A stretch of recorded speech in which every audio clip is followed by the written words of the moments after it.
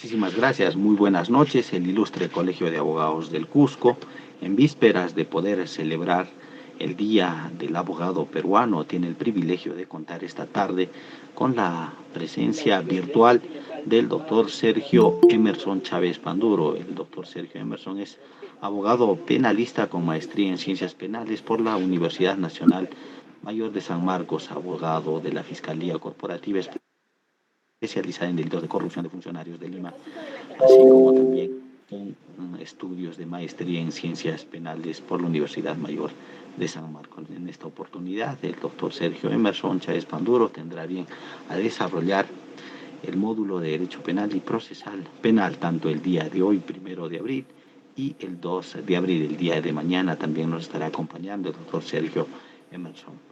El ilustre Colegio de Abogados del Cusco, institución representada por su decano, el doctor Wilber Caballero Condori, le brinda la más cordial de las bienvenidas. Muy buenas noches, distinguido doctor Sergio Emerson. Bienvenido.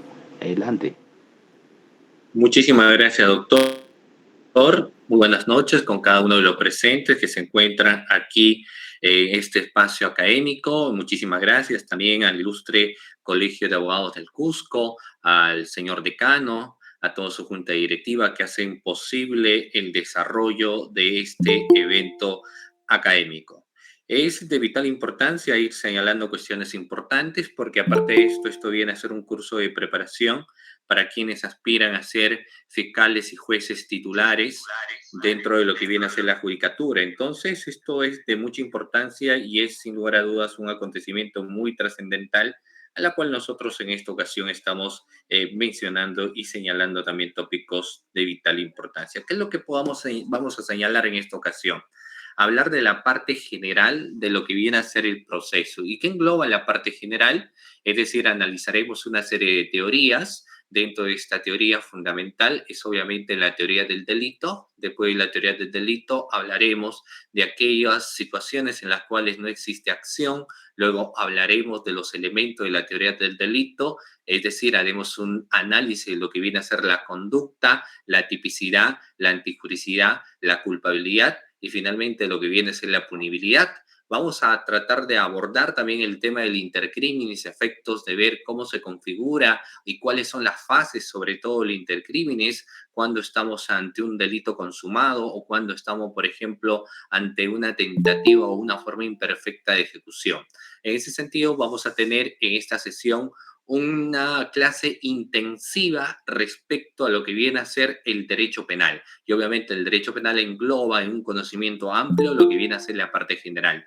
Y el día de mañana estaremos abordando la parte procesal, las instituciones procesales, el proceso común y también lo que vienen a ser los mecanismos de simplificación procesal. Dicho esto, entonces iniciamos respecto a lo que viene a ser la teoría del delito y lo que podemos mencionar inicialmente, que la teoría no es otra cosa, doctores, que un instrumento conceptual que nos va a permitir a nosotros aclarar diferentes cuestiones con relación a lo que viene a ser un hecho punible que sirve para garantía para definir los presupuestos que permiten calificar cualquier acontecimiento que se denuncia en sede del Ministerio Público y poder ver si esto viene a ser un delito o quizás nos encontramos ante una infracción normativa. Entonces, la teoría es un concepto teórico que nos permite a nosotros hacer una interpretación de lo que viene a ser el derecho. Así como hablamos de este contexto teórico, luego existe una definición de lo que viene a ser el delito. Cuando hablamos del delito, es importante señalar lo que es el pensamiento bipartita y quienes vienen a ser tripartitas. ¿Por qué esto es importante? Porque el contexto histórico nos empieza señalando lo que se entendía anteriormente por lo que viene a ser el delito. Si nosotros hacemos un planteamiento dogmático penal de lo que es el delito, entonces nos empezarán señalando quienes tienen la concepción tripartita de que el delito viene a ser una conducta humana, típica, antijurídica y culpable. Cada uno de estos elementos, doctores, es un elemento autónomo. Es autónomo la conducta, es autónomo la tipicidad, la antijuricidad y la culpabilidad también es autónomo. Pero si nosotros recogemos las ideas de Murlisen, Murphy o Belling, entonces ellos tienen un pensamiento bipartita. ¿Qué significa ese pensamiento bipartita? Ellos señalan que el delito es una conducta típicamente antijurídica, culpable, y en ocasiones empiezan señalando el marco de lo que viene a ser la punibilidad. ¿Qué entendemos en ese sentido en la percepción de los bipartitas? Que la tipicidad lo juntan con la antijuricidad.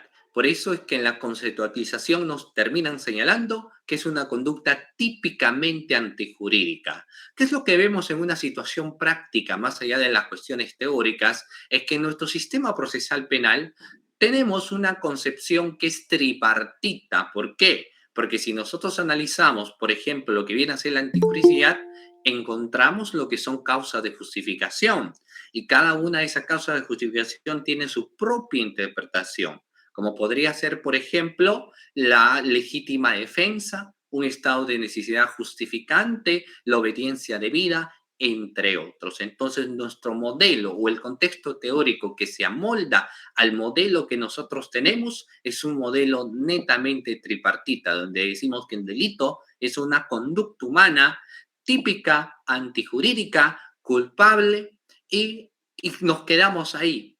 Pero profesor, ¿y la punibilidad? Lo que pasa es que en una percepción y conceptualización moderna, la punibilidad no forma parte de la teoría del delito, sino que la punibilidad forma parte de la teoría de la pena. Se analiza a través de la teoría de la pena, no a través del análisis de la teoría del delito. Ahora es importante mencionar que este aprendizaje no es solamente una exquisitez dogmática, sino que tiene repercusiones prácticas en nuestro sistema procesal penal, ya sea a un nivel de una investigación preparatoria y ni qué decir cuando nos encontramos en el juicio oral. Vamos a ver así también algunas teorías respecto a lo que viene a ser la conducta de una persona. Sobre ello podemos encontrar, doctores, tres teorías. Una primera teoría que es la de causalidad, la teoría finalista y la teoría funcionalista. ¿Qué viene a ser la teoría de la causalidad? Ahí es importante conocer la causa que originó un suceso delictivo. Es importante saber la causa. Por ejemplo, si existe un delito de homicidio, a través de la percepción de la causalidad, lo que será necesario la interpretación es qué originó la muerte de esa persona, si fue un ajuste de cuentas, si fue un lío sentimental o si fue quizás otro contexto. Entonces, en la teoría de la causalidad, lo importante es saber la causa del resultado, el origen, se analiza por ende netamente la conducta. Sin embargo, si yo voy a analizar la teoría de la finalista, o teoría finalista o de la finalidad, entonces lo que aquí nos interesa es saber el resultado, más no nos interesa saber qué es lo que motivó la realización de ese resultado. Por ejemplo, en el caso del homicidio, lo que nos interesa saber para la teoría finalista es que la persona que ha sufrido, por ejemplo, un atentado contra su integridad, murió o no murió. La teoría finalista ve esa percepción y poco o nada le da importancia a lo que viene a ser el origen de la acción. Es por ello que salió luego otra teoría más, que es la que hoy en día conocemos como viene a ser la teoría funcionalista. En el caso, doctores, de la teoría funcionalista, esto tiene un origen bastante interesante, porque vamos a hablar respecto a ello, lo que viene a ser los tópicos que están relacionados al contexto funcionalista. Y quienes son funcionalistas equiparan lo que viene a ser la causalidad con el finalismo. Entonces, para una teoría funcionalista, que es la que actualmente impera, por ejemplo, en un caso de homicidio, se necesita saber qué originó el homicidio, porque podríamos estar en un contexto de legítima defensa.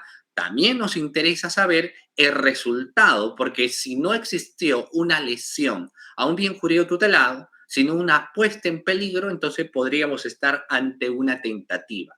La conceptualización, por ende, moderna es siempre al amparo de la teoría funcionalista.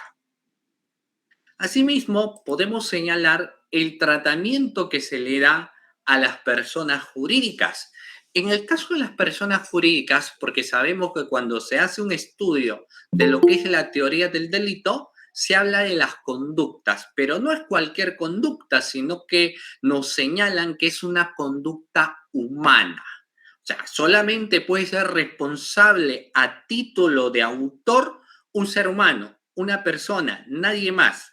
¿Y qué sucede? con las empresas jurídicas que, por ejemplo, financian campañas, empresas jurídicas que intervienen en proceso de licitación, empresas jurídicas que cometen influencias para poder obtener un beneficio.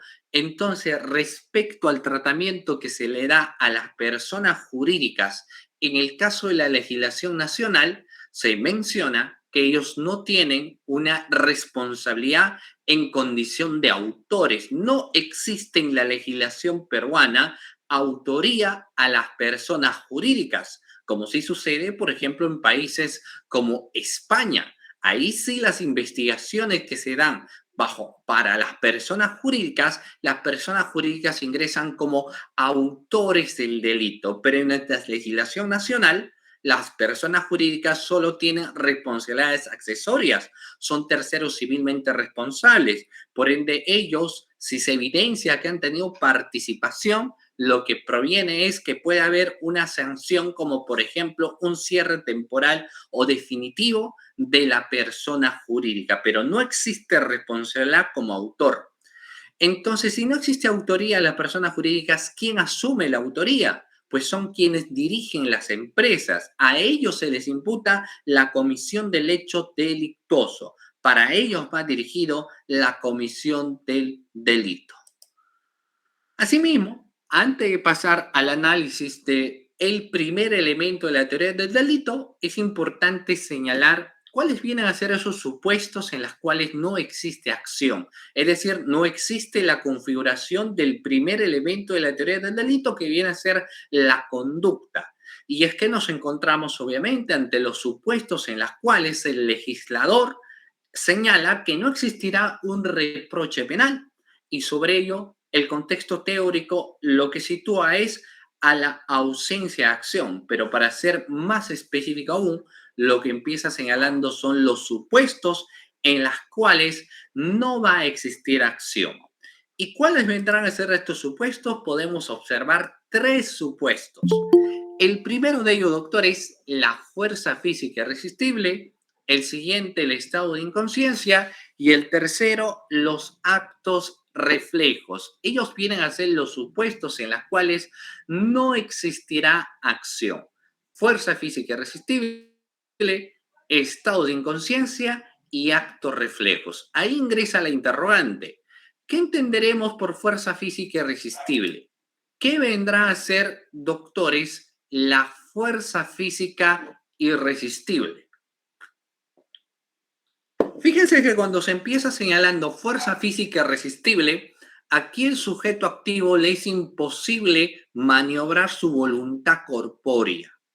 Le es imposible poder maniobrar su voluntad, sino que los estímulos que recibe son estímulos externos. Por ejemplo, los desastres naturales, llámese en este caso un terremoto. La persona está caminando tranquilamente y de repente existe pues un movimiento telúrico. Entonces la persona no sabe de dónde sostenerse porque aparte de eso esto fue improvisto y termina cayendo encima de una señora que tiene cerca de 80 años de edad y le fractura el hueso, le fractura la pierna, porque aparte de eso la señora sufría, por ejemplo, en este caso la enfermedad de los huesos. Sufría ello, ¿no? Osteoporosis era lo que tenía. Entonces, el que cayó encima de la señora no será responsable penalmente porque esto fue producto de una fuerza física irresistible, que en este caso es un terremoto. Esa fuerza física irresistible también, doctores, está señalado para aquellas circunstancias en las cuales a la persona le es imposible, por ejemplo, maniobrar un vehículo. O sea, en caso de falla mecánica, también nosotros podemos estar ante lo que viene a ser una fuerza física irresistible, doctores. ¿Cómo vamos a entender ello? Por ejemplo, una persona está conduciendo un vehículo, no fue imprudente, el vehículo llevó al mecánico, dieron luz roja y cuando está conduciendo el vehículo, de repente los frenos fallan. Él no entiende por qué, porque acaba de sacarlo obviamente del mecánico que le dijo todo check y aparece para su mala suerte una señora y que cruza la calle lentamente, entonces él busca frenar para que no se dé el impacto con la señora. Lamentablemente termina colisionando con la señora y le genera la muerte, por ejemplo, ¿no? O sea, le genera una circunstancia muy lamentable que en este caso viene a ser la muerte. Entonces, no existirá responsabilidad penal por parte del conductor del vehículo porque él se manejó bajo los términos del cuidado correspondiente. Lo que aquí se evidenció es una falla mecánica del vehículo que produjo la colisión. Y eso en base a que a una fuerza física que sería fuerza física irresistible motriz. Luego tenemos el otro supuesto de ausencia de acción, doctores, que nos habla sobre lo que es el estado de inconsciencia. ¿Qué podemos definir, doctores, respecto a lo que viene a ser el estado de inconsciencia? En el caso del estado de inconsciencia, a la persona le es imposible poder discernir la realidad.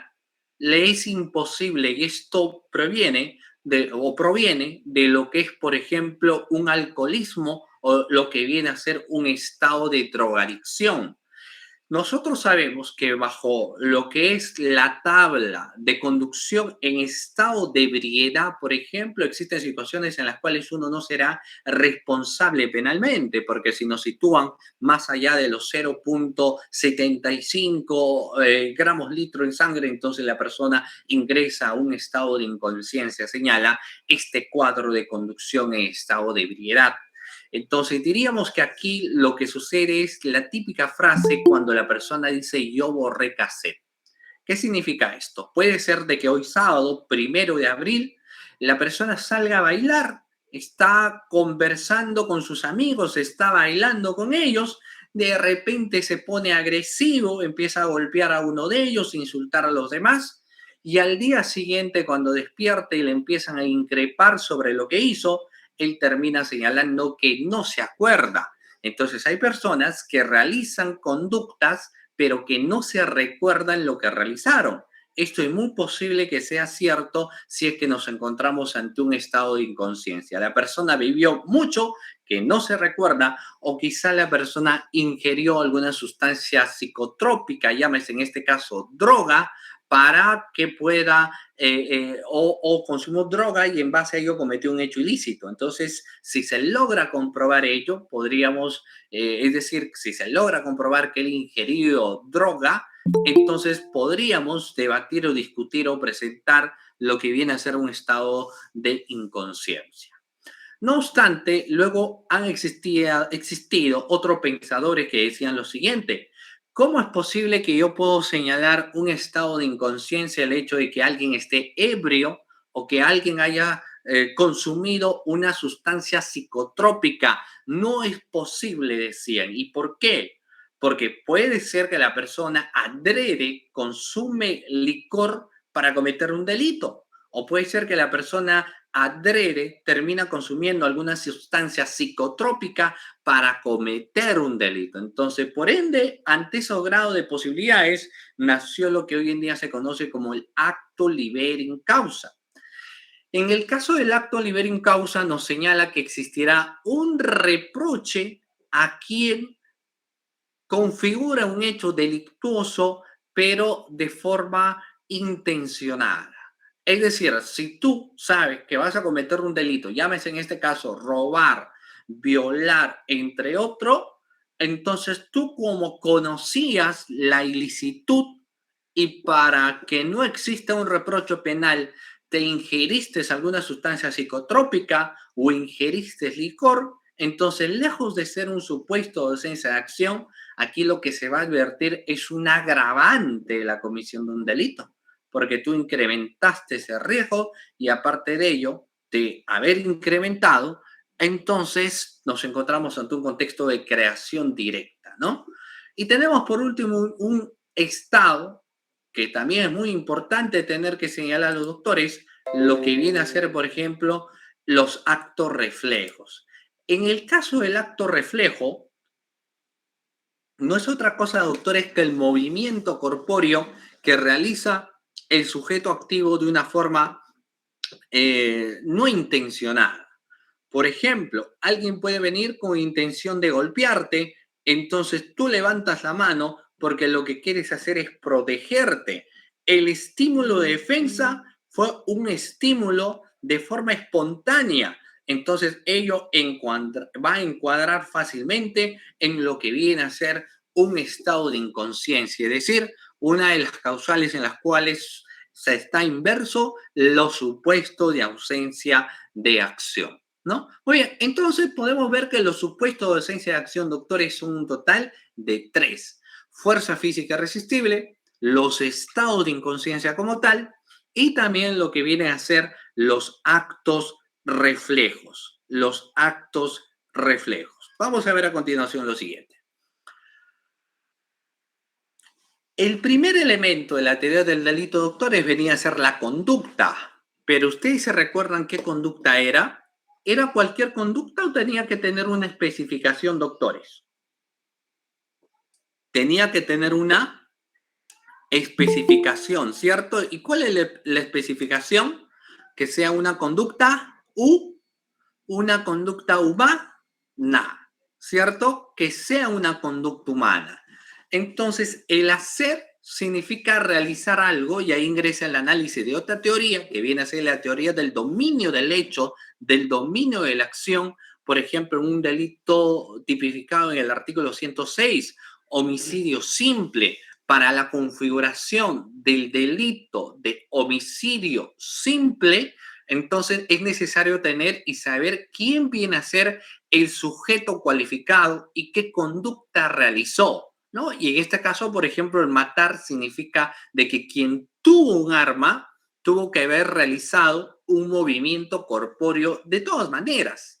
Tuvo que haber realizado un movimiento corpóreo al momento de coger la pistola, de apuntar con el arma, de jalar el gatillo. Entonces existe una serie de acciones. Eso significa que en el contexto del elemento acción, lo que se evidencia es un hacer, pero no es un hacer finalmente positivo, sino que más bien todo lo contrario, termina siendo un hacer negativo. Aparte de ello, doctores, también nosotros tenemos un no hacer. Un no hacer, es decir, no existencia de movimiento corpóreo, también va a evidenciar un reproche penal a quien se encuentra bajo una comisión por omisión. Para entenderlo mejor, lo que nosotros en ese caso en particular logramos evidenciar es básicamente lo siguiente, estimados doctores. Miren, respecto a la omisión, que es no hacer algo que es ordenado por lo que son los articulados nacionales. Sin embargo, hay que evidenciar que esa omisión es distinta a lo que viene a ser la omisión pura. ¿Por qué? Porque en el caso de lo que viene a ser la omisión pura, tiene que encontrarse reglamentado como tal dentro de lo que viene a ser nuestro ordenamiento jurídico. Aquí tenemos, doctores, algunos articulados respecto a lo que viene a ser la omisión pura. ¿Qué es lo que nosotros podríamos encontrar en una omisión pura? El artículo 126 del Código Penal. Artículo 126 del Código Penal. ¿Qué nos señala este contexto? Nos señala básicamente lo siguiente, que a continuación vamos a tener a bien de señalar, estimados doctores. Y lo vamos a ver a continuación. Mire, el artículo 126 lo que nos dice, básicamente lo siguiente. Este articulado dice, el que omite prestar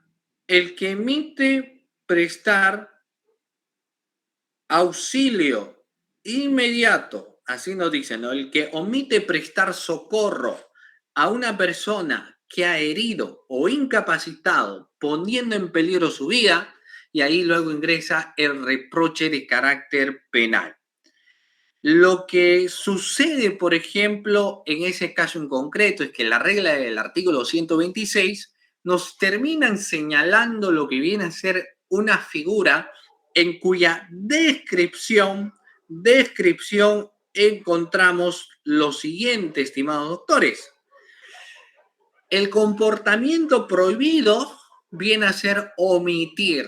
y como lo encontramos redactado como tal, es decir, lo encontramos redactado como viene a ser una omisión, entonces responderemos como omisión pura, porque se encuentra así establecido dentro de lo que viene a ser nuestro articulado.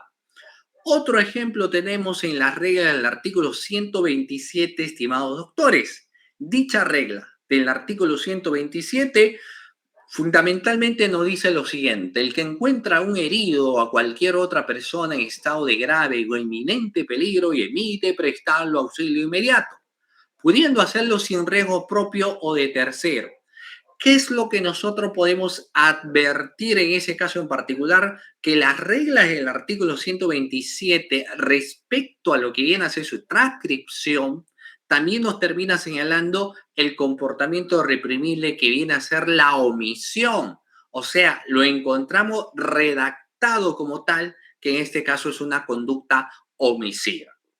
En los últimos tiempos, cuando se habla mucho de alimento, podemos tener otro delito que se encuentra regulado también dentro de nuestro ordenamiento jurídico y que viene a ser la omisión a la asistencia familiar. Entonces, todo lo que yo he manifestado, la omisión a la asistencia familiar, la omisión de auxilio o abuso o aviso a la autoridad, la omisión de socorro y exposición a persona en peligro, todas esas omisiones, doctores, tienen la denominación de ser omisiones puras, es decir, se encuentran establecidas como tal dentro de lo que viene a ser nuestro ordenamiento jurídico, se encuentran establecidas como tal, doctores.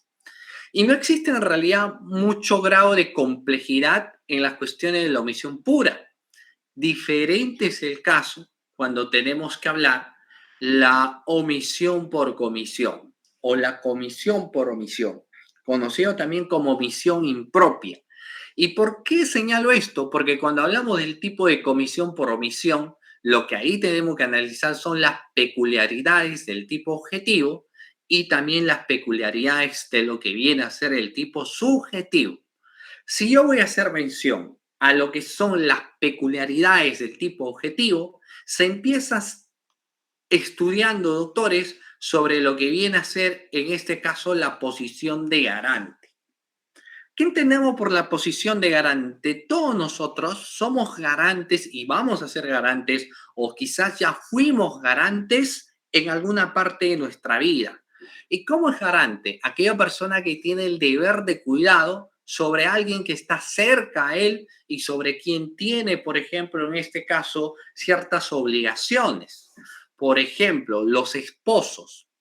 Quizás en esta casa hay muchos de ustedes que están felizmente casados, pero ustedes sabrán que en el matrimonio, estando frente al Padre, se juran pues amor eterno, ¿no?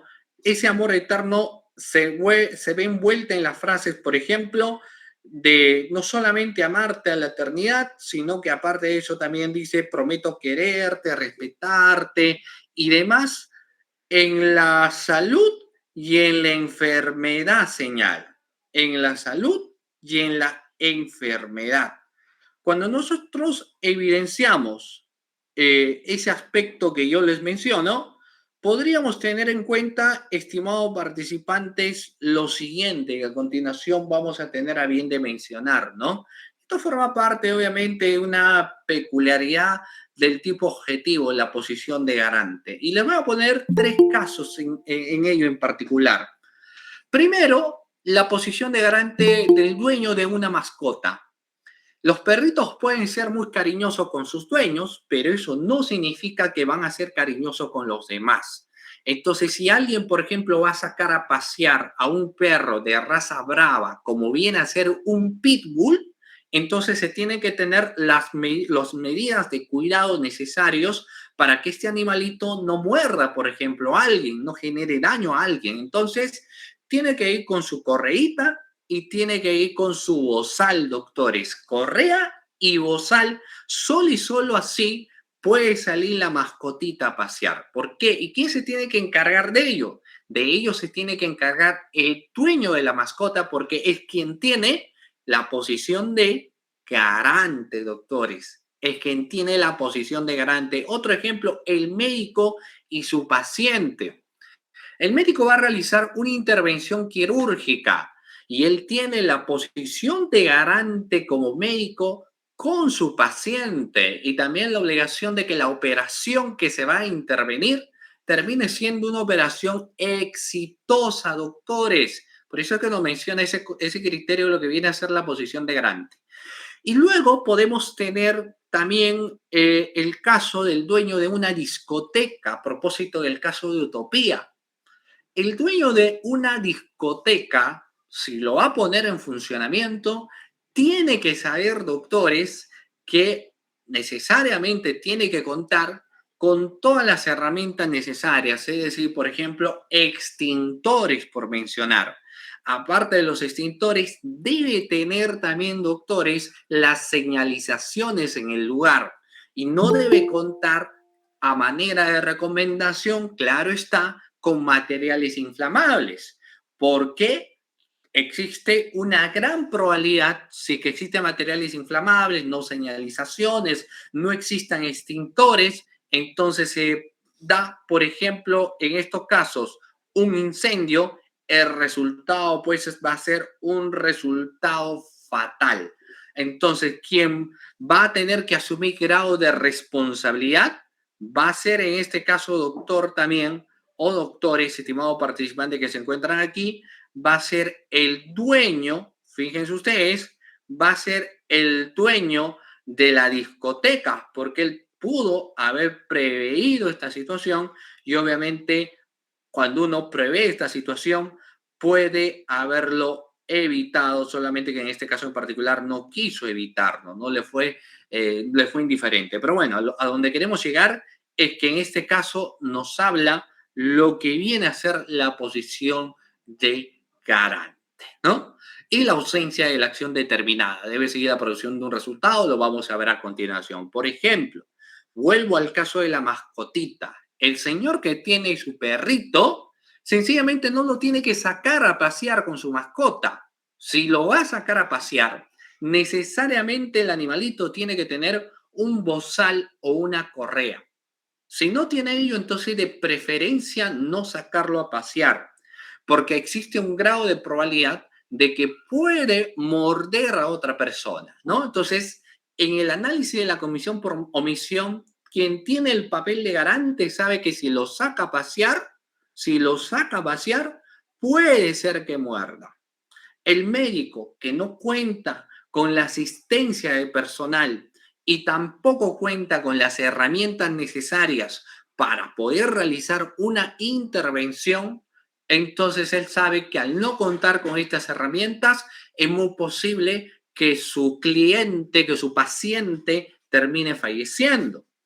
El dueño de la discoteca sucede exactamente lo mismo, doctores, porque en el caso de lo que es el dueño de la discoteca, como yo les hablaba del caso Utopía, si no cuenta, por ejemplo, con lo que vienen a ser los equipos necesarios, si no viene a ser los equipos necesarios de contar, como vienen a ser las señalizaciones, por ejemplo, entonces en ese caso en particular, lo que uno podría ver es que él puede evitar la realización de este acontecimiento, pero lo que no lo termina haciendo porque termina siendo indiferente, ¿no?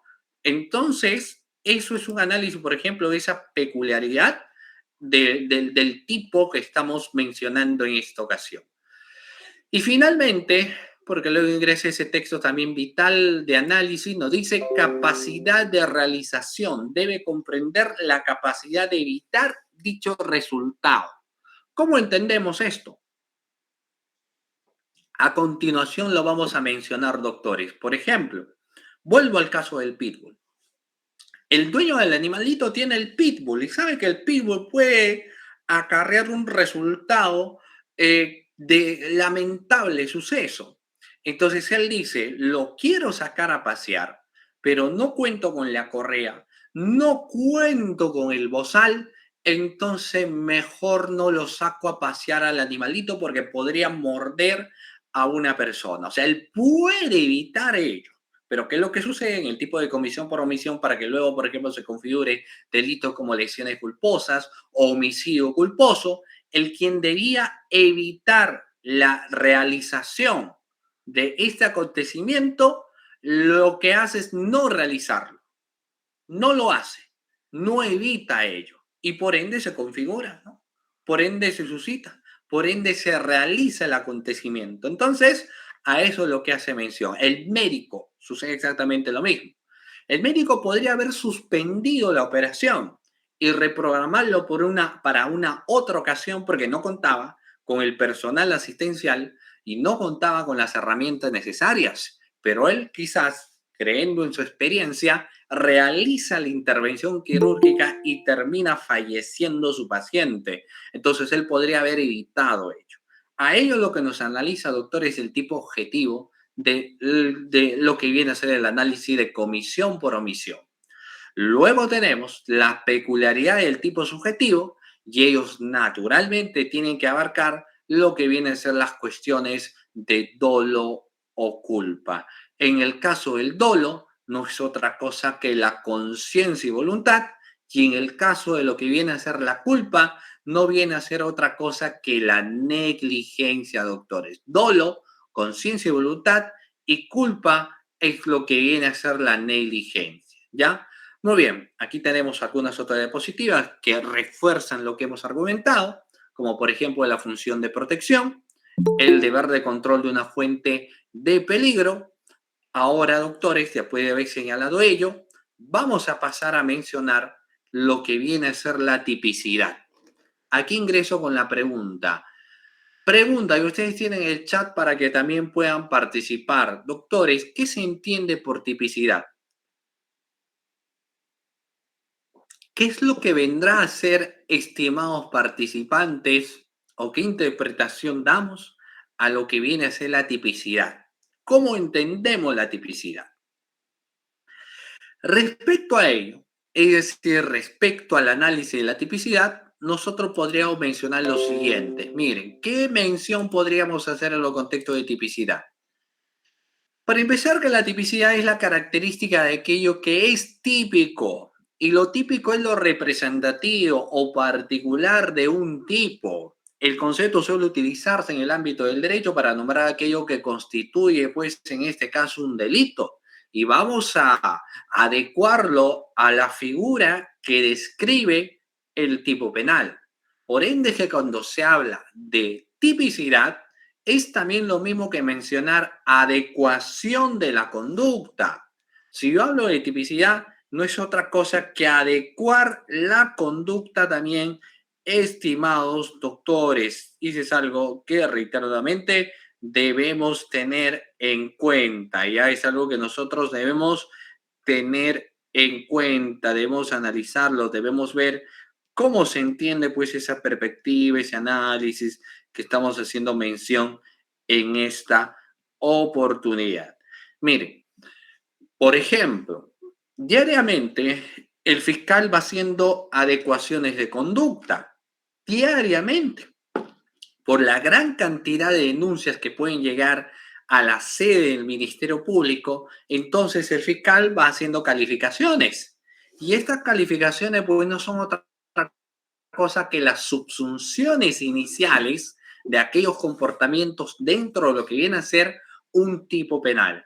Es adecuar la conducta dentro de lo que viene a ser un ordenamiento jurídico. ¿Ya? Muy bien. Asimismo, hay que hablar también sobre la tipicidad y la ley.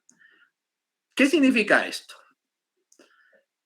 En formas resumidas, lo que nosotros podemos señalar y el por qué la tipicidad tiene que ir de la mano, por ejemplo, con lo que viene a ser la legalidad, por el concepto primigenio de lo que viene a ser la legalidad. En ese contexto de los estándares de la legalidad, nos señala que ninguna persona será procesada ni sentenciada si al momento de la comisión de un hecho delictivo su comportamiento no se encontraba reprimido como sanción penal. Y eso es algo cierto, porque no nos podemos apartar de lo que viene a ser la norma que imputa algún comportamiento. Si se va a dar alguna imputación de comportamiento, tiene que estar debidamente reglamentado, regulado.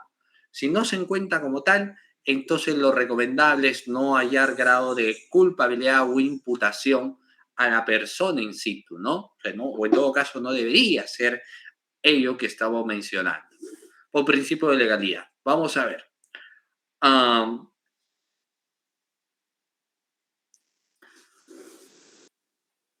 Es importante hacer también, doctores, algunas diferenciaciones entre lo que viene a ser la tipicidad, la tipificación y el tipo. Vamos a ver qué diferencias se suelen encontrar cuando analizamos tipicidad, cuando analizamos tipificación y cuando analizamos tipo. El tipo penal.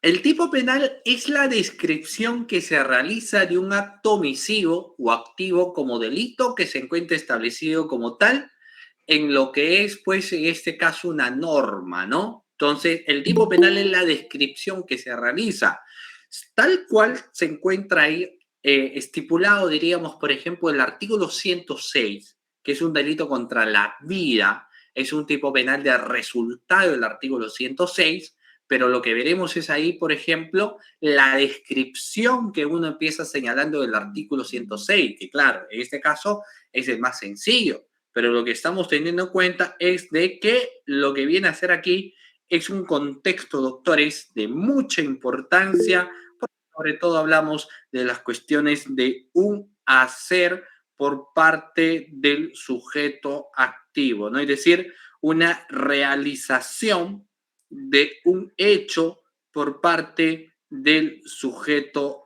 activo. Y eso es un aspecto naturalmente muy importante que nosotros también debemos, doctores, tener en cuenta, ¿ya? Muy bien, eso es algo muy importante que debemos nosotros señalar, es algo muy importante que nosotros debemos hacer mención también para cada uno de ustedes, estimados participantes, ¿ok? Bueno, vamos a seguir viendo algunas cuestiones importantísimas también. No son las únicas, dicho ese paso, porque tenemos varios aspectos más.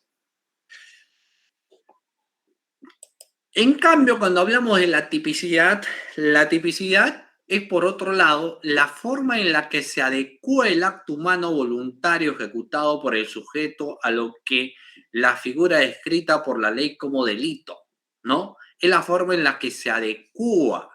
¿Y cómo es la forma en la que se adecua? Acá ya no hablamos de la descripción del tipo penal, sino lo que aquí estamos hablando, cómo determinada conducta se adecua dentro de lo que viene a ser un tipo penal en concreto.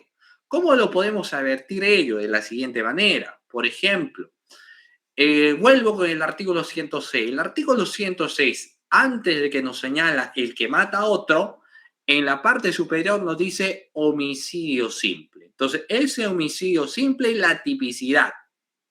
El tipo penal es la descripción. La tipicidad es la forma en la que se adecua el acto humano. Podemos tener, por ejemplo, ahí colusión agravada, colusión simple, peculado, malversación de fondos, sicariato, por ejemplo, ¿no? Podemos tener feminicidio también hoy en día ya configurado como un delito. Entonces, esa nomenclatura que se pone no es otra cosa que la tipicidad, doctores. Esa nomenclatura que uno va poniendo no viene a ser otra cosa, doctores, que el marco de lo que viene a ser en sí la tipicidad. ¿Y en qué se diferencia la tipicidad y la tipificación? A continuación lo vamos a señalar.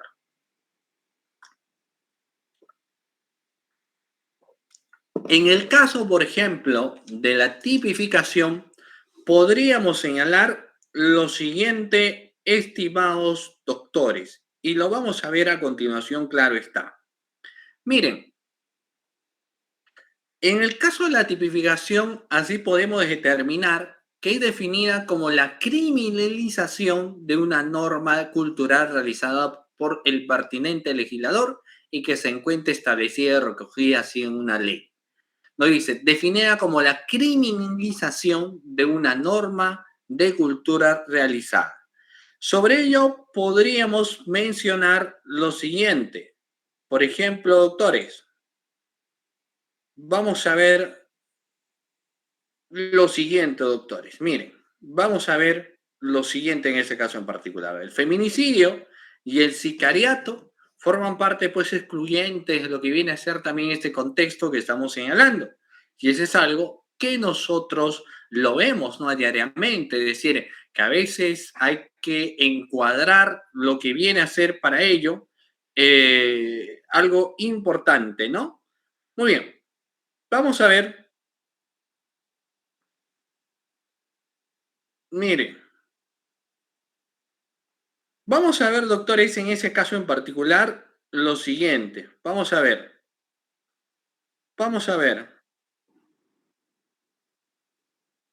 Podemos ir señalando ese contexto en lo que va a ser, por ejemplo, lo siguiente. Vamos a ver. Miren, vamos a ver entonces la tipicidad. La tipicidad. Vamos a ver, por ejemplo, ese contexto a continuación. Miren. Respecto a la tipicidad, como hemos señalado, el contexto de lo que viene a ser la tipicidad es el encuadramiento en el tipo penal de toda conducta que conlleva una acción o una omisión ajustado obviamente a los presupuestos detalladamente establecidos. ¿Qué es lo que podemos encontrar entonces en ese caso en particular? La siguiente situación. Mire, y hay un criterio de tipicidad, lo que hay que hacer también un análisis de lo que vienen a ser cada uno de los elementos del tipo penal. Si yo hablo, por ejemplo, de un delito que ahorita se me viene a la cabeza, es el artículo 384. En el caso de este tipo penal, es decir, 384, vamos a encontrar básicamente lo siguiente. Respecto a ello nos habla la figura de colusión. La colusión nos dice el funcionario o servidor público, hasta ahí estamos teniendo la descripción de quiénes vendrán a ser sujetos activos del delito. Y lo que nos dice es que el funcionario y servidor público serán los sujetos activos. Estamos haciendo un análisis de lo que viene a ser el tipo penal. Pero luego nos dice la norma de que ese funcionario o servidor público necesariamente tiene que participar, ya sea de forma directa o indirecta, en los procesos de contratación o adquisición, llámese en este caso de bienes, obras, servicios, concesiones o cualquier otro tipo de operación a cargo del Estado. A cargo del Estado. Y así nos va planteando el contexto que estamos manifestando, ¿no? O sea, funcionario y servidor público que tiene que participar en los procesos de contratación o adquisición. ¿De qué? Puede ser, pues, en este caso, de bienes, obras, servicios, concesiones o cualquier otro tipo a cargo o cualquier tipo de operación a cargo del Estado. Y eso es lo que nos señala el artículo 384. Luego nos dice se concerta y la concertación forma parte ya del análisis del tipo objetivo. Y el tipo objetivo lo que nos arroja a nosotros es lo que viene a ser la concertación. La concertación, doctores, no es otra cosa que el análisis en ese sentido del tipo objetivo de la norma. Y el tipo objetivo de la norma nos señala en ese sentido la concertación, que es el pacto existente, que es poner de acuerdo.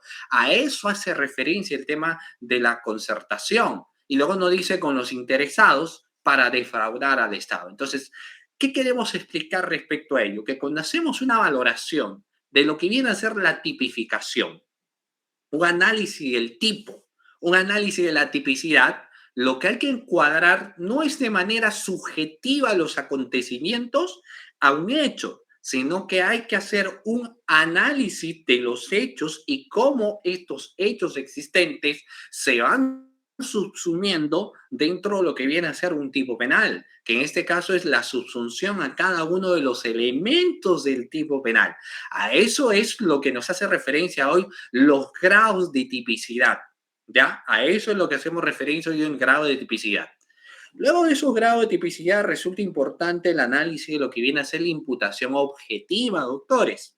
Cuando hacemos mención de los criterios de lo que viene a ser in situ el contexto de la imputación objetiva, vamos a ver que el supuesto lógico de imputación objetiva es aquel que el sujeto activo cree o aumenta un riesgo más allá de los límites permitidos. En buen cristiano, para que exista una imputación objetiva tenemos un riesgo permitido más un riesgo permitido. O sea, la sumatoria de ambos riesgos socialmente aceptados, la sumatoria de ambos riesgos que son permitidos, va a dar pase a otro riesgo que en este caso es un riesgo no permitido.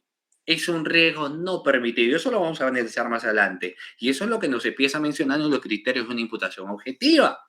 Luego podemos tener, doctores, existe imputación objetiva también cuando la conducta realizada por el sujeto crea un riesgo no permitido o aumenta uno ya existente, más allá de aquellos límites que son permitidos por la norma. Aquí vamos a hablar, doctores, de un criterio bastante interesante.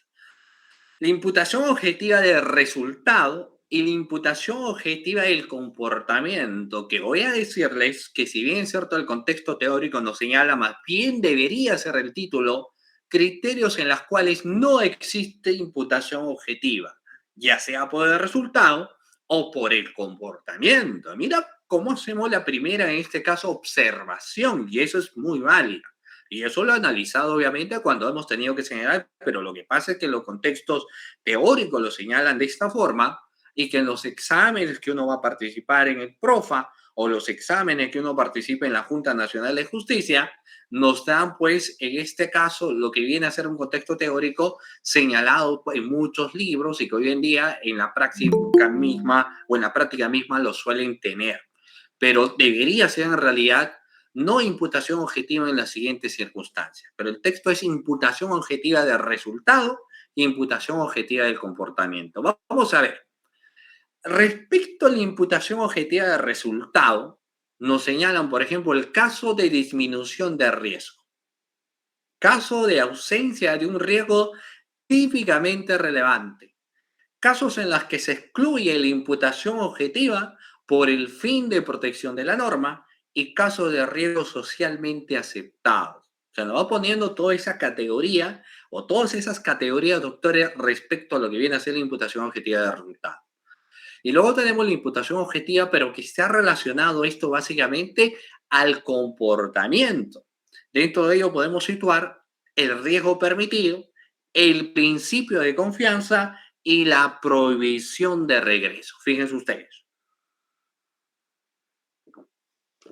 Todo ello podríamos situarlo. Todo ello que se encuentra ahí, podríamos analizarlo, estimados doctores. Naturalmente nosotros vamos a hacer un análisis específico de todo lo que se encuentra aquí, porque va a resultar siendo muy importante el análisis que vamos a hacer.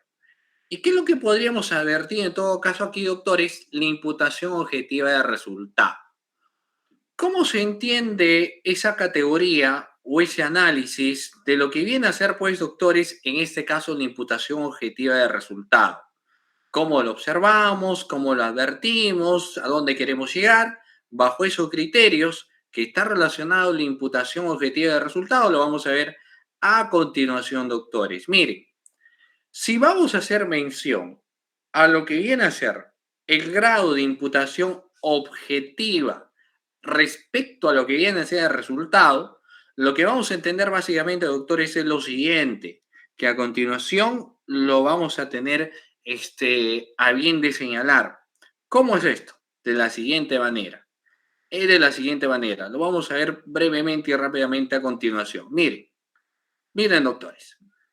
En los delitos de resultado, se trata de comprobar, una vez verificada la tipicidad, si el resultado conectado casualmente a esta conducta puede reconducirse normativamente a esta, es decir, si también existe un grado de responsabilidad.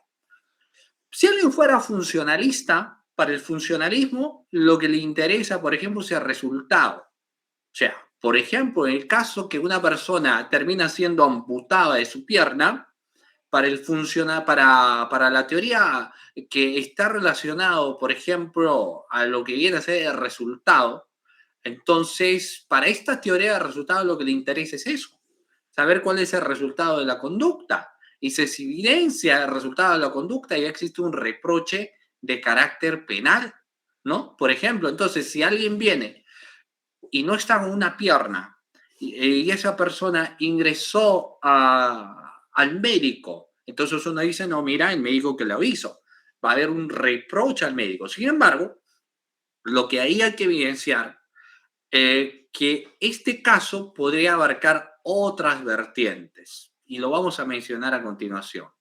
Por ejemplo, el médico que realiza una intervención quirúrgica que termina con la mutilación de uno de los miembros superiores a fin de evitar un proceso infeccioso generalizado, por ejemplo. O sea, ¿cómo podemos entender este contexto que a continuación lo vamos a señalar?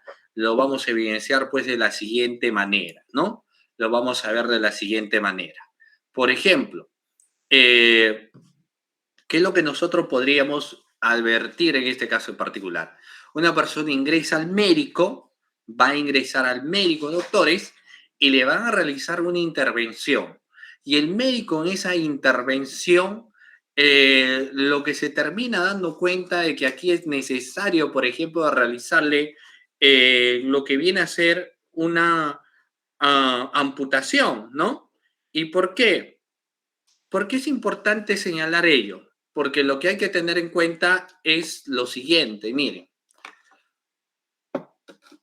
podemos advertir que el médico se da cuenta realizando la intervención de que es necesario aplicar la amputación porque la gangrena está aumentando. Entonces no hay más remedio y el médico dice lamentablemente lo que hay que proceder es a la amputación de la pierna. El médico no será responsable penalmente porque él actuó bajo el imperio, que en este caso podríamos señalar doctores, de caso de disminución de riesgo. Porque, ¿qué pasaba? Si, por ejemplo, no realizaba ello, o sea, no le amputaban la pierna, posiblemente esta persona hubiese terminado falleciendo. Y para que eso no suceda, entonces tenían que amputarle la pierna, no tenía que haber amputación de la pierna. Luego tenemos otro caso también que está relacionado al caso de ausencia de un riesgo típicamente relevante.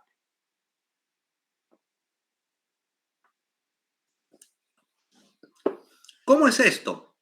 De un caso de ausencia de un riesgo típicamente relevante. La acción crea un riesgo y el resultado aparece precisamente como la realización de un riesgo, pero este no es típicamente relevante. ¿Cómo vamos a entender este enunciado, estimados doctores? Lo vamos a explicar a continuación. Aquí es el típico caso del tío rico, el tío multimillonario, el tío que tiene una gran fortuna, tiene hectáreas de terreno, tiene muchas casas. Entonces su sobrino dice, yo quiero heredar esa herencia. Y su tío le dice, sí, no te preocupes, sobrino. Cuando yo me muera, todos mis terrenos, mis hectáreas, mis millones de dólares van a pasar a tus manos. Te va a administrar toda mi fortuna. ¿Cuántos años tiene el joven? El joven tiene pues la edad de 22 años y su tío es joven. Su tío solo tiene 45 años, entonces de aquí hasta que se muera, cerca aproximadamente quizá 45 años más. Cuando ya aquí el que tiene 20 va a tener pues cerca de 60 años. Entonces él dice, no, no, yo tengo que aprovechar toda esa fortuna que tiene mi tío cuando estoy joven. Si ya estoy viejo, ¿para qué aprovechar una fortuna? Lo tengo que aprovechar ahora mismo, dice, ¿no? No puedo aprovechar en otros momentos.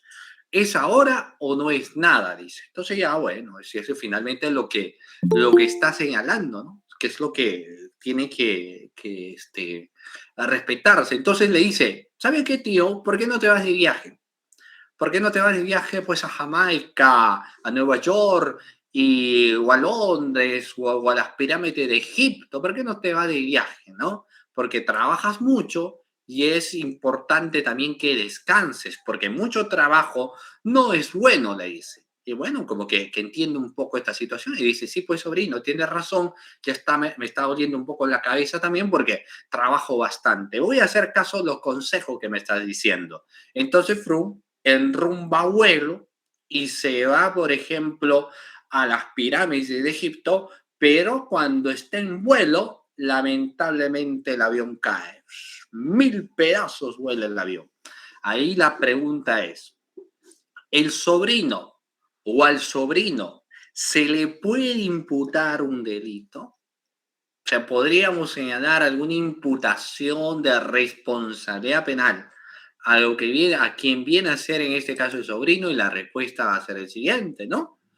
No, porque aquí nos encontramos, si bien es cierto que el sobrino dijo, por ejemplo, tío, tienes que viajar, tío, no te puedes quedar aquí, él no es culpable por lo que haya sucedido en el vuelo. Si bien es cierto, él motivó para que su tío se vaya, esto no es suficiente como para poder imputarle una responsabilidad penal. Luego tenemos los casos en los que se excluye la imputación objetiva por el fin de protección de la norma.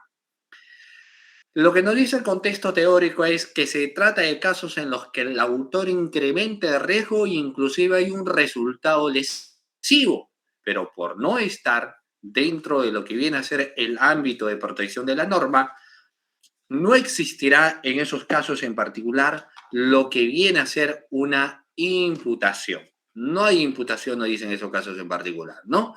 ¿Cómo lo vamos a entender eso? De la siguiente manera.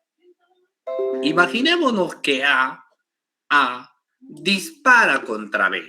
Se agarra su arma, ya dice yo voy a matar a B y realiza disparos, ¿no? Porque el objetivo es matarlo y lo mata. Así que la madre de B, al enterarse de la noticia que su hijo ha fallecido, aparte que ella estaba muy delicada, le da pues un ataque cardíaco y termina muriendo también la madre.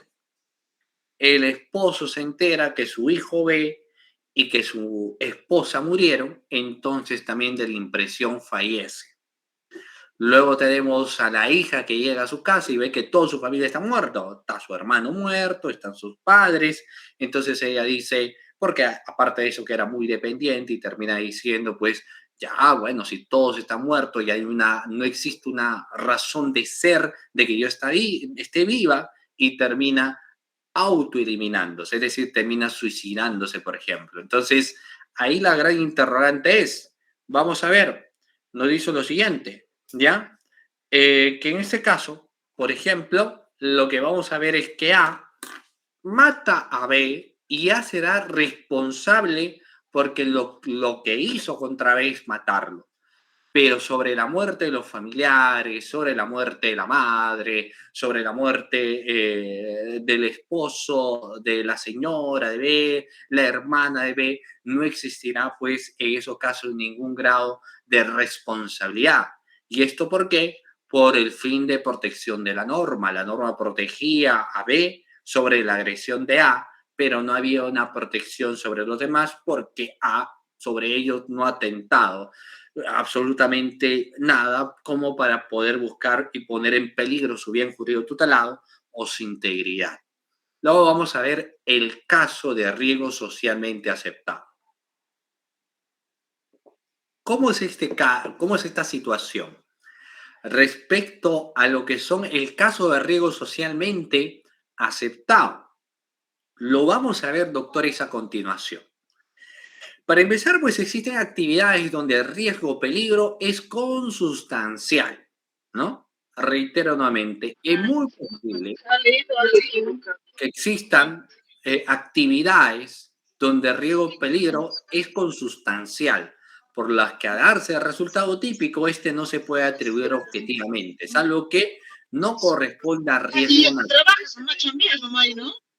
A ver, micrófonos apagados, por favor. Estoy escuchando micrófonos prendidos. Tengan mucho cuidado con sus micrófonos. ¿Ok? Perfecto, muy bien, gracias. Entonces, doctores, un ejemplo respecto a lo que son el caso de riesgo socialmente aceptado vendría a ser lo siguiente. La carrera de autos es una actividad riesgosa, porque uno cuando corre autos puede morirse, puede accidentarse, puede pasar un acontecimiento desastroso en el caso de lo que vienen a ser las corridas de auto. Pero fíjense ustedes que la sociedad lo tolera, la sociedad lo acepta, la sociedad dice, bueno, sea carrera de autos, no importa, ¿cuándo es la carrera de autos? Existe una aceptación a nivel social respecto a lo que vienen a ser esas actividades que estamos señalando en concreto, esas actividades que estamos mencionando en esta oportunidad. Entonces, todo ello forma parte, pues, de un riesgo que la sociedad lo asume como tal. El boxeo, de la misma manera. En el caso del boxeo, doctores, es una actividad riesgosa, es más, es muy riesgosa la actividad del boxeo. Sin embargo, es una actividad que finalmente la sociedad lo tolera, es una actividad que la sociedad lo acepta, este tipo de acontecimientos, ¿cierto? Y luego podemos evidenciar, doctores, aparte de lo que yo menciono, el canotaje, el uso de sustancias tópicas, psicotrópicas, drogas, por ejemplo, son actividades que de una u otra forma la sociedad lo va aceptando o lo va regularizando, ¿no? O sea, como que no haciendo una cuestión negativa de ellos, sino que más bien por el contrario va existiendo como una especie de una aceptación, ¿ya? Va existiendo un criterio, visión de un grado de aceptación, doctores, ¿ya? Muy bien. Vamos ahora a advertir la imputación objetiva de resultado. ¿Cómo se entiende la imputación objetiva de resultado? En este caso, pues, lo que vamos a ver es que se trata de determinar si las características, así nos señala, si las características de la conducta llevada a cabo por el autor corresponden con la prevención del tipo dentro de un marco que en el reproche reside en no cumplir con el rol debidamente asignado. ¿Cómo podemos entenderlo ello, doctores? De la siguiente manera. El riesgo permitido. ¿Cómo se entiende el riesgo permitido? Se refiere a que determinadas situaciones que no pueden ser comprendidas por el derecho penal debido a que son tolerados de manera general. Estas situaciones conllevan riesgos que no son típicamente relevantes. Por ejemplo, las fallas posibles en el manejo de vehículos, automotores o aeronaves. Claro está que en estos casos en particular, doctores, lo que hay que tener en cuenta es que alguien ha sido debidamente cuidadoso al momento de ingresar su vehículo, por ejemplo, dentro de una mecánica, al momento de ingresar su vehículo dentro de un servicio de electricidad, de reparación de motores. O sea, que a la importancia radica en que hay que darle un debido cuidado a lo que viene a ser el vehículo. Y no puede existir de otra forma porque esto va generando situaciones no permisibles, ¿no? Claro que cuando uno es negligente y no lleva el vehículo al lugar donde corresponde, por ejemplo, entonces ahí sí la situación será diferente.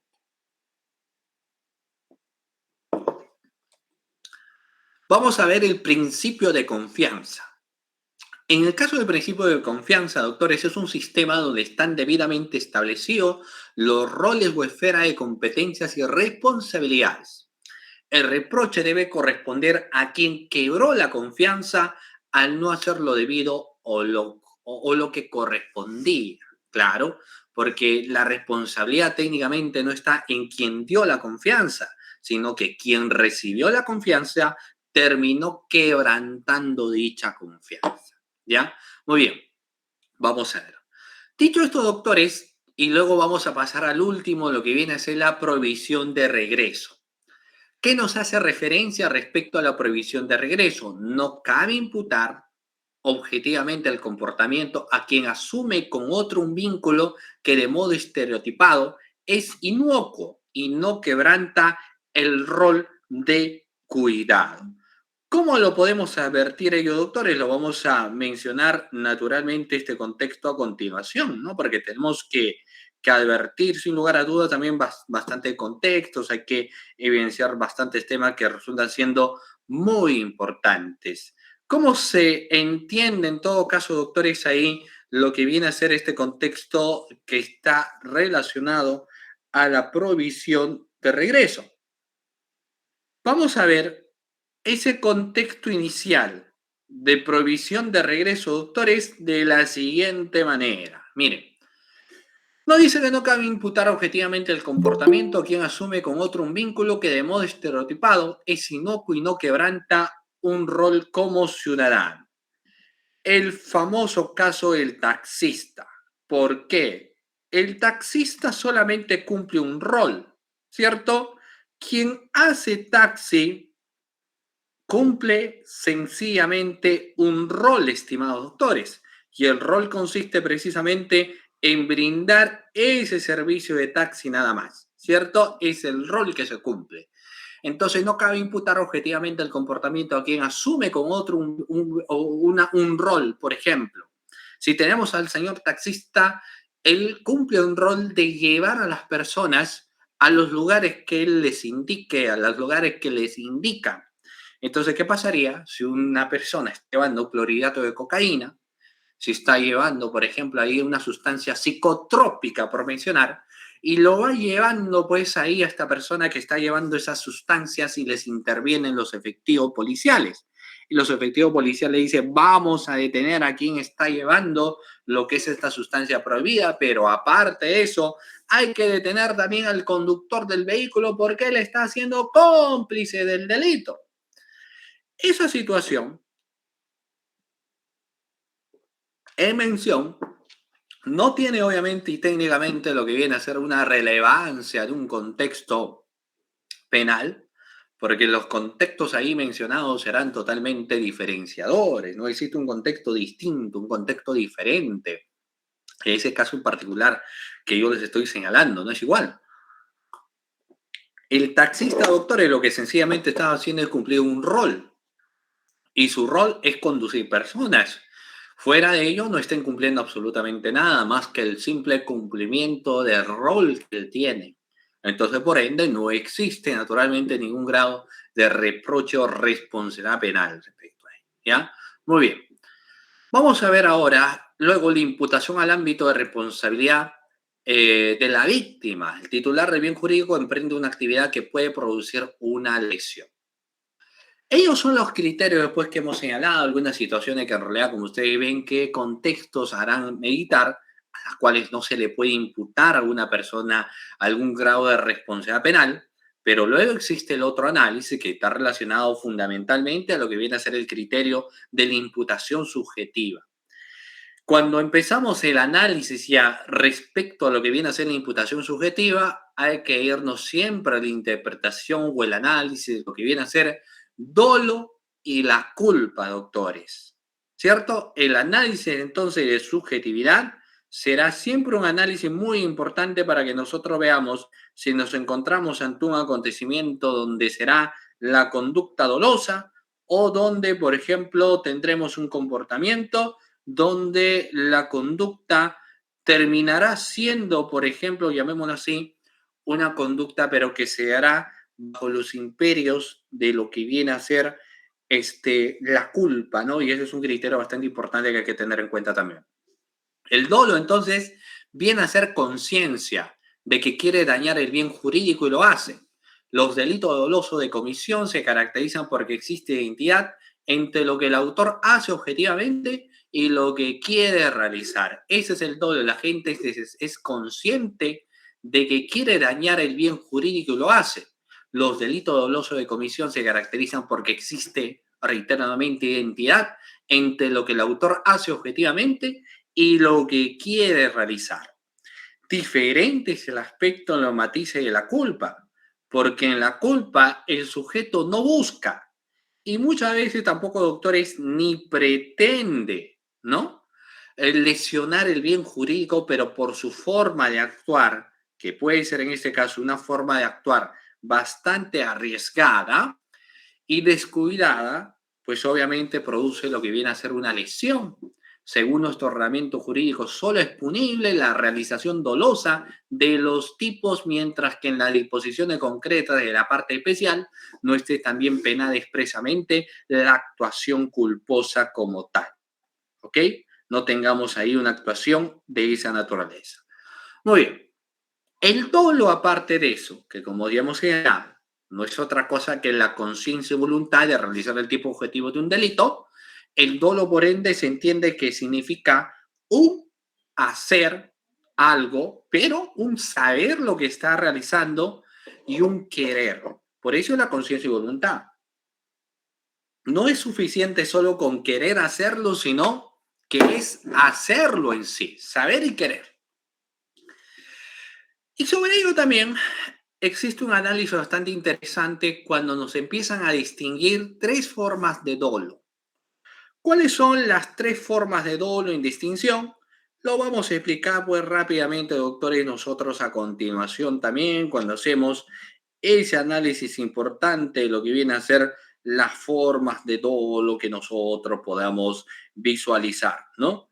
¿Qué entendemos entonces por lo que viene a ser el examen de dolo? Lo vamos a ver, doctores, a continuación. Mire, tenemos un dolo directo de primer grado, podemos tener un dolo de segundo grado de consecuencias necesarias y tenemos el famoso dolo eventual. Reitero nuevamente, un dolo directo de primer grado, un dolo de segundo grado de consecuencias necesarias y tenemos luego lo que se conoce aquí como el dolo eventual.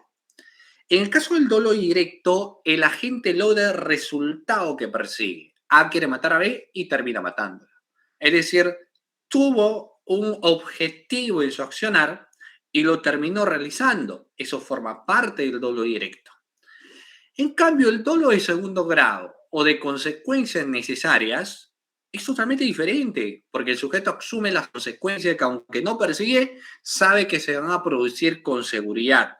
El tipo de ejemplo cuando están persiguiendo a una persona que acaba, por ejemplo, de robar y quienes lo persiguen están decididos en matarlo, y esta persona ingresa a una fiesta de 15 años y los que lo persigan digan, ah, muy bien, ha ingresado a la fiesta, entonces hay que lanzar un coche bomba para que todo lo que esté en la fiesta, ¡frum!, vuelen a pedacitos, ¿no? Pero claro, el objetivo es que como él está en la fiesta, no podrá salir, ¿no? No podrá salir. Esto es un contexto, doctores, muy importante que nosotros también debemos, sin lugar a dudas, tener en cuenta, ¿no? Es una matiz, es un aporte de una u otra manera muy importante que nosotros debemos señalar, que debemos ver, que debemos advertir, o en pocas palabras que debemos ver también en estos casos, estimados doctores, ¿ya? Muy bien. En el caso del dolo eventual, porque a veces alguna persona dicen, pero si me hablan del dolo eventual, yo quiero hacer un análisis bastante interesante, porque a ciencia cierta lo que quiero ver es qué significa el dolo eventual, y ahí podremos ver pues algunas cuestiones importantes. No es lo mismo, a pesar que algunos lo quieran llamar así, el dolo eventual con lo que viene a ser la culpa consciente, ¿ya? Son dos cosas totalmente diferentes. Una cosa es el dolo eventual y otra cosa muy distinta, aparte del dolo eventual, doctores, es lo que viene a ser en este caso la culpa consciente. Son dos cosas totalmente diferentes, ¿no? En el caso del dolo eventual, la gente no quiere producir un resultado, pero considera que este es de probable producción. A eso se caracteriza la temática del dolo eventual, sobre todo en esos matices que está dirigido a las cuestiones de negligencia, es decir, en el dolo eventual la persona no es otra cosa que negligente al momento de la realización de un hecho delictivo. Ejemplo, conduce un vehículo a una velocidad en exceso, fuera de los límites permitidos. Naturalmente, él no quiere, pues llamémoslo de esta manera, atropellar a una persona, pero en sí es indiferente de lo que pueda pasar. En pocas palabras, le da lo mismo si atropella o no atropella a otra persona. A eso es lo que ingresa ese cliché de análisis, doctores. Lo que hablamos en ese sentido, lo que viene a ser pues el contexto teórico de lo que viene a ser el dolo eventual, ¿no? Porque como le reitero, el dolo eventual tiene sus propios matices, el dolo eventual tiene su propio análisis, lo cual es muy, pero muy importante que nosotros, doctores, debemos tener en cuenta, ¿ya? Eso es un factor vital, eso es un factor de mucha esencia, es algo que siempre nosotros debemos tener en cuenta, ¿ya? Muy bien. Ese es algo entonces vital e importante y que nosotros debemos analizar, doctores, siempre ese aspecto que estamos mencionando, ¿ok? Muy bien. Entonces, esto vienen a ser las tres formas en las cuales se estudia, se analiza el dolo. Pero existirán situaciones llamado también, doctores, ausencia de dolo. En caso de la ausencia de dolo, es el desconocimiento de todo alguno de los elementos objetivos integrantes del tipo penal. Aquí la gente actúa con ignorancia o tiene una falsa representación de la realidad.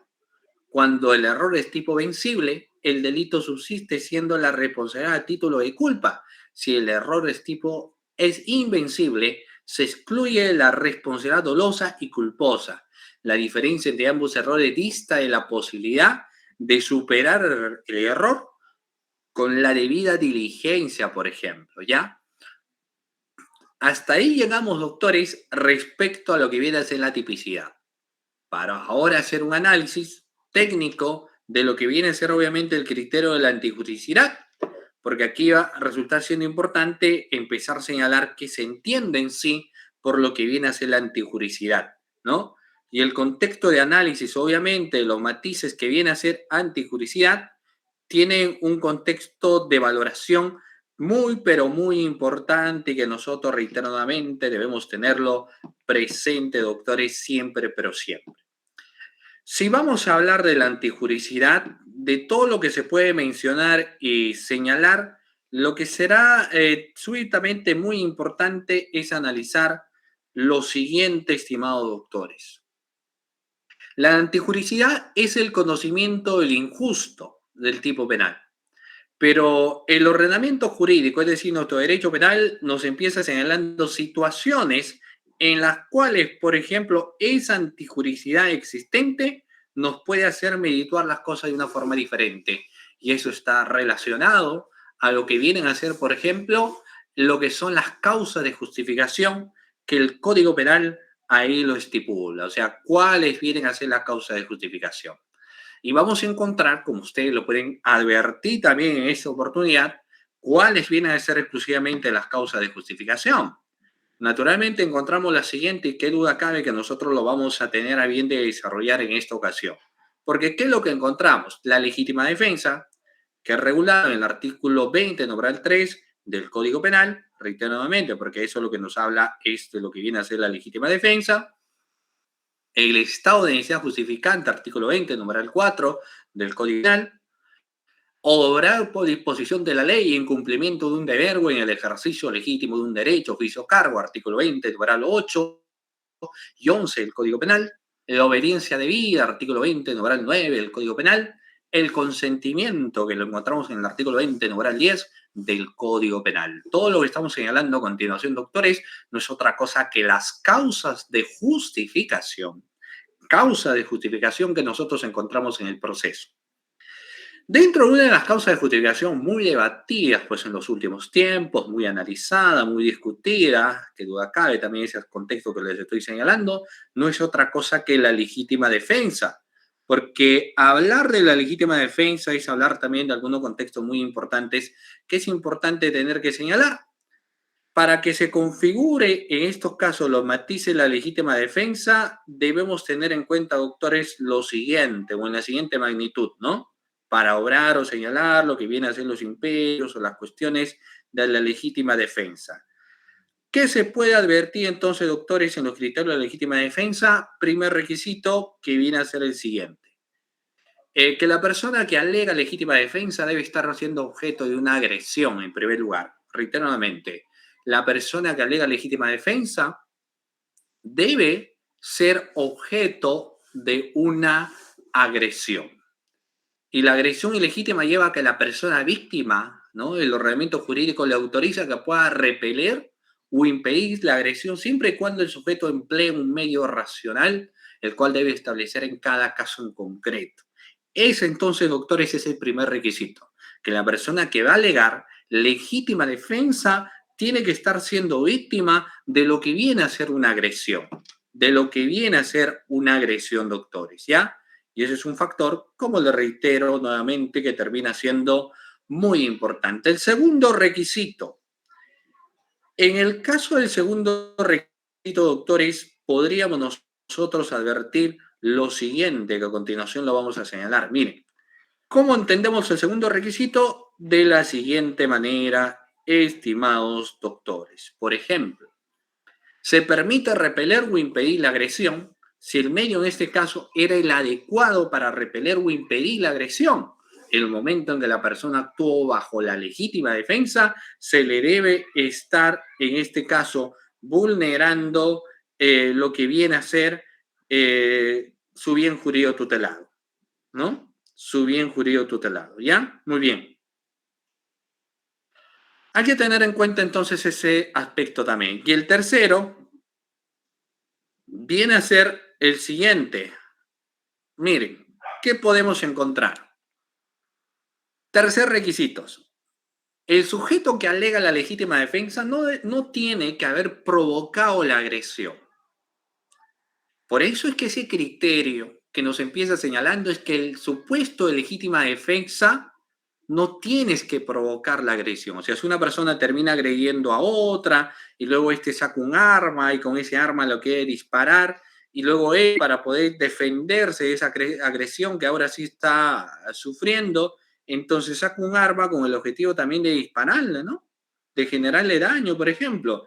En ese caso en particular, doctores, no existirá lo que viene a ser el reproche penal, que es lo que finalmente estamos señalando en esta ocasión, porque la forma de actuar se dio bajo los parámetros de lo que viene a ser, por ejemplo, doctores, en este caso, la legítima defensa, ¿no? La legítima defensa, y eso es algo que nosotros pues debemos tener en cuenta también, sin lugar a dudas, estimados doctores, ¿ya? Muy bien.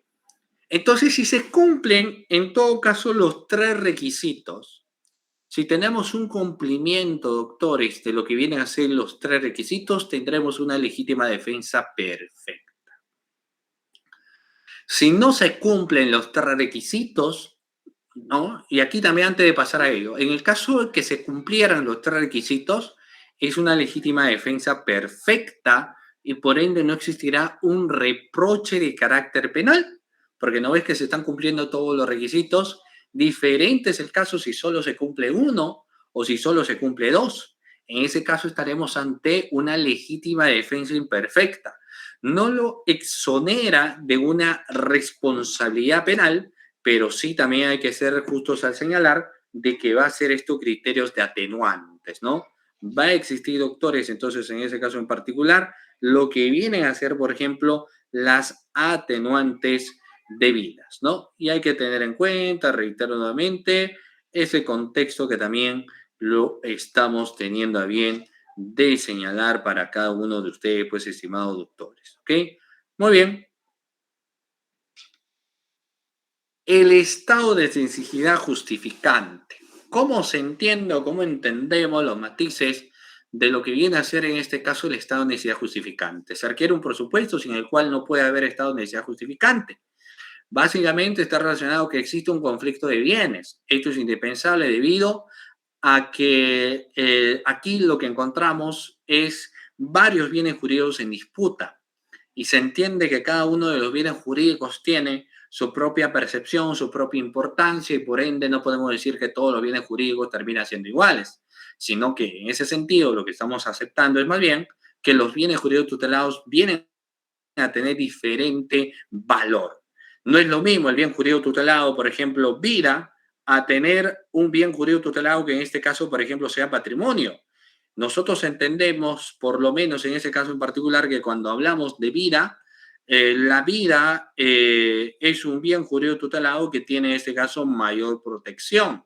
O sea, el bien jurídico tutelado, vida, se le tiene que dar pues una mayor protección, ¿no? Y eso es lo que finalmente nosotros pues estamos teniendo a bien de señalar también o a bien de mencionar, porque eso viene a ser pues un criterio bastante importante que nosotros debemos tener en cuenta, estimados participantes o estimados doctores que están ustedes aquí presentes en esta sesión de clase del día de hoy. ¿Ya?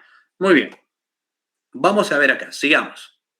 Obrar por disposición de la ley en cumplimiento de un deber o en el ejercicio legítimo de un derecho, oficio o cargo.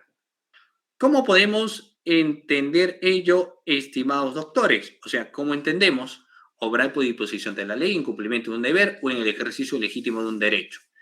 En este caso podemos encontrar los supuestos en que la conducta típica queda justificada debido a un mandato legal, a un deber de cumplir o el ejercicio de un derecho, ¿no? Por ejemplo, tenemos un derecho fundamental que es la libertad de la persona, ¿no? El libre albedrío de poder caminar, andar por los lugares que considera necesario y que no debería existir en todo caso ningún tipo de restricción en ese sentido. Naturalmente, el derecho a la libertad no es un derecho absoluto, sino es un derecho relativo y por ende pueden existir posibilidades de una restricción. Y ese es el caso, doctores, que estamos señalando en esta ocasión, porque va a poder existir, por ejemplo, lo que viene a ser una restricción, ¿no? Dentro de ese contexto que mencionamos, en el sentido de que si se trata por o bajo el cumplimiento de un deber o en el ejercicio legítimo de un derecho, entonces si una persona va a cometer un ilícito, y acaba de cometerlo y los efectivos policiales, por ejemplo, se dan cuenta de ello, entonces lo que corresponde es la detención de esta persona en una situación en flagrante delito. Claro está, porque acaba de cometer un hecho contrario a norma. Como acaba de cometer un hecho contrario a norma, entonces existirá un reproche penal a la conducta que él ha realizado, ¿no? Entonces, si le acusan digamos, por abuso de autoría, porque claro está, la detención es en flagrante delito, no es que alguien viene y te dice usted está detenido. Por ejemplo, yo les cuento que hace un tiempo atrás, hace unos años atrás, este era un efectivo policial que había pedido una suma de dinero a un particular y le decía mañana en mi día de franco y mañana yo creo que me depósito por un trámite creo que él quería realizar.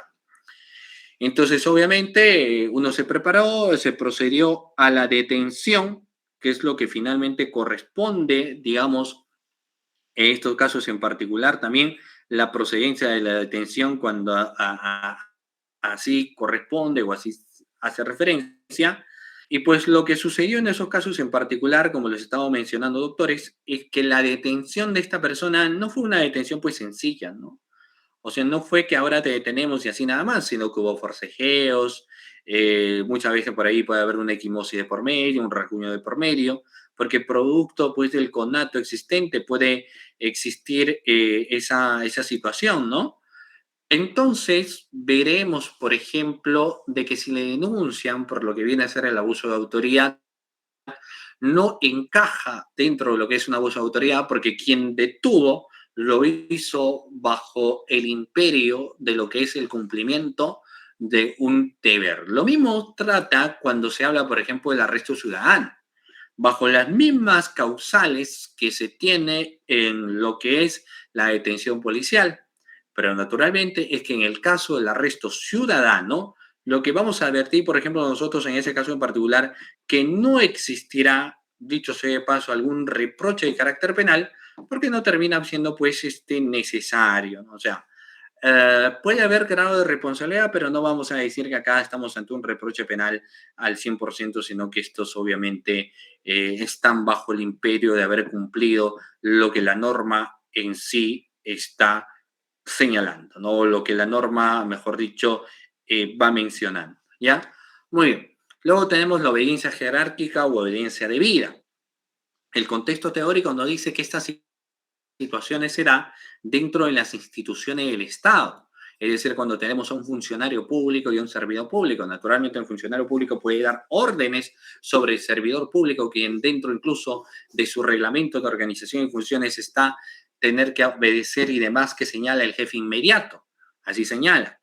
Entonces, si termina obedeciendo al jefe inmediato, pero es una orden que le ha dado, que termina siendo una orden irregular o ilegal, entonces ahí los problemas van a existir, porque se entiende que él tenía que haber actuado bajo lo que viene a ser en este caso el imperio de la obediencia debida, y él obedeció a lo que le dijo su jefe inmediato y él desconocía quizás algunas circunstancias, entonces lo que nos dice la norma es que por obediencia debida no tendrá reproche de carácter penal.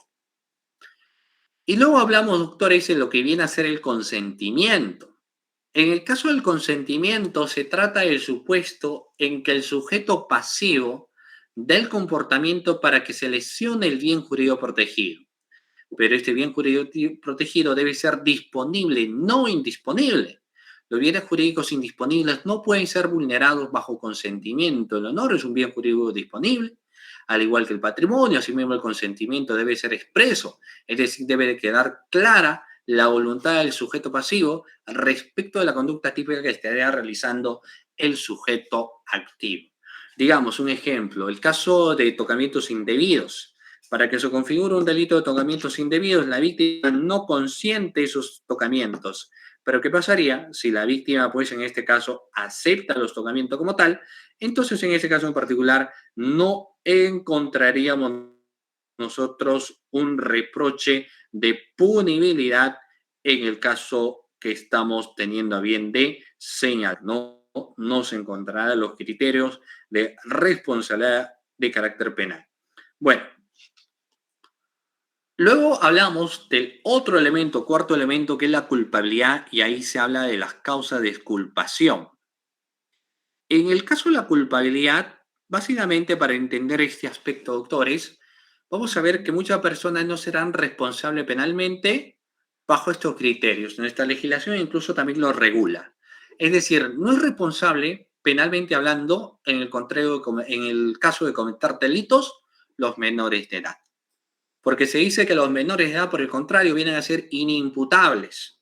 Un menor de edad no comete delitos, no dice, no comete infracciones a la norma, pero no comete delitos.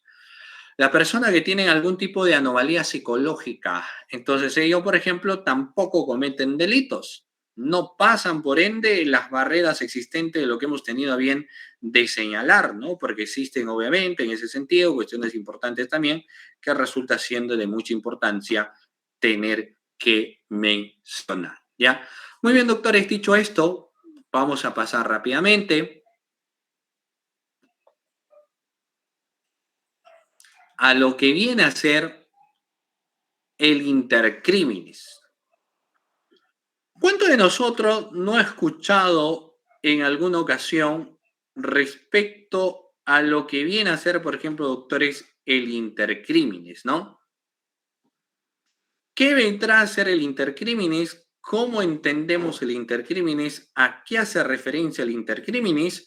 Entonces, por ejemplo, es un contexto bastante interesante que nosotros debemos tener en cuenta las situaciones o contextos relacionados a lo que viene a ser el intercriminis. ¿Y qué podríamos mencionar en ese caso en particular? Básicamente lo siguiente, estimados doctores, reiteradamente en los matices de lo que viene a ser el intercrimen, claro está, por supuesto. Mire, el intercrimen o camino del delito. El intercrimen es una expresión latina que significa camino del delito y se utiliza en derecho penal para referirse al proceso de desarrollo del delito, es decir, las diferentes fases por las que pasa desde el momento en que se idea la comisión de un delito hasta que se consume el delito. Existe obviamente una serie de procedimientos en ese caso en particular. Por ende, también existe un concepto respecto al intercrímenes, porque nos dice es el conjunto de actos sucesivos que sigue el delito en su realización. En muchos de los casos el delito no aparece pues de pronto, sino que sigue un proceso que los clásicos denominan intercrímenes o itercrímenes, ¿no? Itercrímenes o camino del delito. Antes de producirse el resultado, partimos de la simple idea de cometer el delito, idea que surge en la mente del delincuente o agresor y que termina con la consumación de este ilícito penal. Todos los actos que van desde la ideación del delito hasta su consumación es el iter criminis. Por lo tanto, desde el surgimiento y la idea acerca del hecho criminal en la mente del sujeto hasta el agotamiento del delito, existen pues diversos momentos, etapas que se dan en la realización del delito. La importancia de las distintas fases recibe en que algunos de los actos son punibles, pero los otros no lo son. Con relación al denominado iter criminis, el derecho penal interviene en el momento en que comienza a historizarse la voluntad del autor. Por ende, existen fases del intercriminis. Y el primero es la fase interna. Podemos distinguir incluso, doctores, ahí tres elementos respecto a lo que viene de la fase interna. ¿Y cuáles son los elementos que en todo caso uno encuentra dentro de lo que viene a ser la fase interna? Mencionaremos los siguientes, dicho sea de paso. ¿Cuáles vienen a ser entonces, doctores? Son los siguientes que a continuación vamos a señalar. Miren, y lo vamos a mencionar pues a continuación, y eso es importante que debemos reiteradamente tener en cuenta, estimados doctores. ¿Qué podemos visualizar? Bueno, podemos visualizar básicamente la ideación. Luego de la ideación, podemos hacer un análisis respecto a la deliberación para que finalmente pasemos nosotros al contexto de la decisión. Encontramos todo eso dentro de lo que son los elementos, la ideación, la deliberación y la decisión. El primero de ellos, la ideación, es el origen de la idea criminal, la génesis. Sin embargo, ninguna ideación, el hecho de que alguien puede pensar cometer un hecho delictivo, no significa que se está consumando un delito. El pensamiento no delinque, no dice. El hecho de que uno pueda imaginarse la realización de algo no significa delito. En cambio, la deliberación es la elaboración y desarrollo del plan, apreciando los detalles y forma en lo que se va a realizar, es decir, la meditación sobre la comisión o no del delito. En esta fase, el futuro autor de un delito estudia y sopesa cuáles son los motivos que tiene para la comisión de ese delito, al igual que se valora las consecuencias del mismo. Y finalmente se pasan los criterios de la decisión. El sujeto decide poner en práctica el plan ideado. Es el momento en que el sujeto decide realizar el ilícito penal sobre la base de los propios motivos. Esta decisión se toma en el fuero interno del sujeto y decide ejecutar o llevar a cabo dicho acto de delito tipificado como tal. En esta etapa queda agotado el proceso interno del iter criminis, ¿no? Muy bien. Luego de eso tenemos una fase externa, que es una fase diferente, obviamente. En el caso, doctores, de la fase externa, en esta fase es conocido también como la fase de que materializa la voluntad activa del delito. Porque en esta fase que estamos señalando existen pues otras cuestiones más importantes, ¿no? Que dicho sea de paso resulta siendo vital tener que señalarlo. Son los matices o cuestiones existentes aquí ya van ocupando roles diferenciadores, contextos distintos, ¿no? Y que lo vamos a mencionar obviamente a continuación también, y esto viene a ser un plus, ¿no? Porque en esta fase se materializa la voluntad delictiva, va desde la simple manifestación de que el delito se realiza hasta la consumación del mismo delito. En esa fase el delito cobra vida y deja de ser pensamiento para convertirse en acción. Existe ahí incluso también tres elementos diferenciados, porque vamos a tener la manifestación de la idea delictiva, los actos preparatorios y también vamos a evidenciar, doctores, lo que vienen a ser los actos de ejecución, ¿no? O sea, advertimos todo ello. La fase de manifestación de la idea delictiva, en esta fase se lleva a cabo actos y acciones que no causan daño objetivo y que se expresan en la determinación de cometer un delito. Esta fase no tiene trascendencia jurídica, ya que solo se manifiesta la voluntad de delinquir, pero mientras no se cometa el ilícito, no se puede castigar al sujeto. Son aquellos que se presentan entonces con anterioridad a la ejecución del delito y que están dirigidos a facilitar su comisión. Estos actos se encaminan ya que realizan un hecho delictivo, ya son los actos preparatorios, ¿no? Por ejemplo, A planea cometer un homicidio y para ello se agenta en el mercado negro de un arma de fuego. El delito presente en ese instante es el de posesión ilegal de armas, pero ese delito primigenio que está relacionado precisamente a lo que viene a ser la posesión de armas de fuego, luego va a materializarse a través ya de la comisión del delito que viene a ser, por ejemplo, posiblemente el tópico de lo que es el homicidio, ¿no? El tipo penal en represión de carácter penal, estimados doctores, ¿ok? Muy bien, vamos a ver aquí, seguimos analizando, ¿no? Seguimos viendo. La tentativa.